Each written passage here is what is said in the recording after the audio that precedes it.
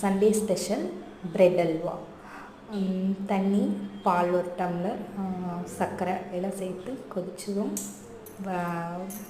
Toast பண்ணி வச்சுருக்கிற ப்ரெட்டை கட் பண்ணி சேர்த்துக்கிறோம். சேர்த்து தண்ணி பாலும் அப்சர்வ் ஆகிற வரைக்கும் ஃபுல் ஃப்ளேமில் வச்சு கிளறி விடுறோம். கிளறிட்டு திராட்சை முந்திரி நெய்யில் வாட்டி ஆட் பண்ணிவிட்டு சர்வ் பண்ணலாம். பிரெட் அல்வா ரெடி ஆகிடுச்சு. குழந்தைங்க விருப்பமாக சாப்பிட்றாங்க. ஸோ அடிக்கொருக்கா செய்கிறோம். கொஞ்சம் சர்க்கரை கம்மியாக போட்டேன் போல், சர்க்கரை பத்தலைன்னு சொல்லி மறுபடியும் கொஞ்சம் ஆட் பண்ணுறேன்.